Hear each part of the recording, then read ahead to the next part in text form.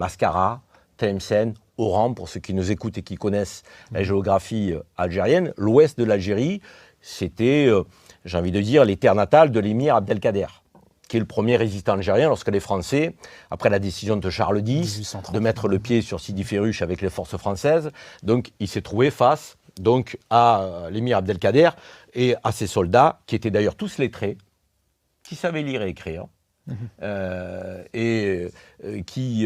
l'émir Abdelkader a inventé le code des prisonniers, qui était un code de respect, donc dans une phase de guerre et d'opposition. Donc on avait des gens en face, là, qui étaient quand même des intellectuels.